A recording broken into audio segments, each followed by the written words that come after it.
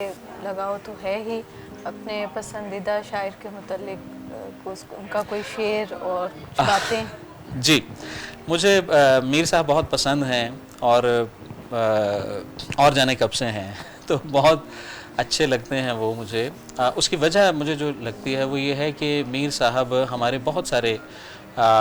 یعنی غالب کو اگر ہم دیکھیں یا بعد کے شاعروں کو دیکھیں تو ان کے دائرے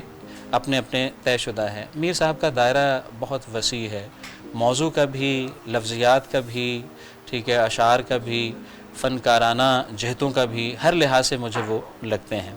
عام طور پر ہمیں بہت غالب فیسینیٹ کرتا ہے، ٹھیک ہے، ہماری جو ادبی روایت ہے اس میں خاص طور پر 20ویں صدی کی، تو غالب سے محبت کرنے والے ہمیں زیادہ ملتے ہیں۔ تو اس کی وجہ مجھے جو لگتی ہے وہ یہ ہے کہ غالب ہماری ماڈرن سینسیبلٹی کے زیادہ قریب ہے، اور وہ چونکہ ہماری میٹا فزکس سے چھیڑ چھاڑ کرتا ہے، ٹھیک ہے، اس پہ سوال اٹھاتا ہے، جب کہ تجھ بن نہیں کوئی موجود پھر یہ ہنگامہ خدا کیا ہے،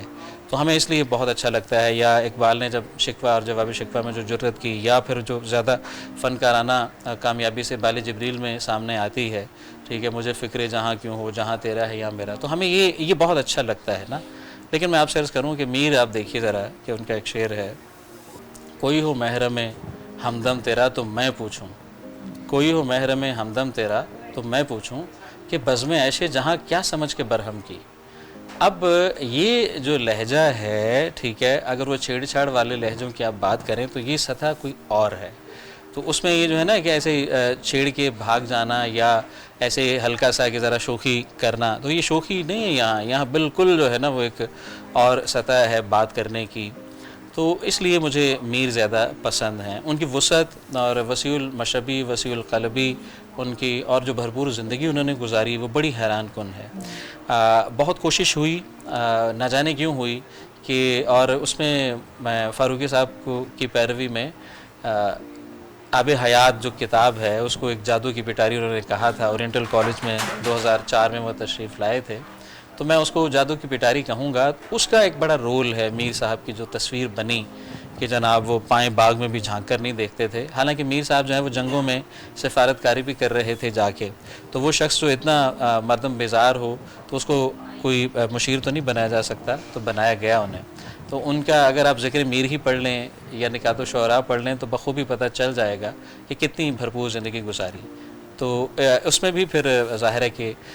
فاروقی صاحب نے جو شعر شور انگیز اور پھر اس کے بعد ایک افسانہ بھی انہوں نے لکھا، وہ میں سمجھتا ہوں کہ ہم سب دوستوں کو پڑھنا چاہیے، ان صحبتوں میں آخر، جو ان کی کتاب ہے نا سوار اور دیگر افسانے، اس میں شامل ہے۔ تو اس سے جو میر کی تصویر بنی، یا خوشونت سنگھ کی کا ایک ناول ہے دلی، اس میں جو تصویر میر صاحب کی نظر آتی ہے، تو اس سے پتہ چلتا ہے کہ میر صاحب کتنے ایک بڑے انسان بھی تھے، کتنے وسیع تجربہ اور زندگی کے متنوع تجربات رکھنے والے انسان تھے، اور ان کی شاعری میں وہ تجربات بڑے موجود ہیں، ٹھیک ہے۔ تو مرغوب صاحب کا ہی ایک سنایا ہوا شعر میر کا، ہمیں انہوں نے میر پڑھایا تھا، یہ بھی وجہ ہو سکتی ہے، غالب بھی ویسے انہوں نے، ہاں نہیں غالب نہیں پڑھایا، میر پڑھایا تھا۔ تو مار کا گرم تو ہو لینے دو خون ریزی کا، آگے تلوار کے نیچے ہم ہی جا بیٹھیں گے۔ واہ! تو میر صاحب مجھے پسند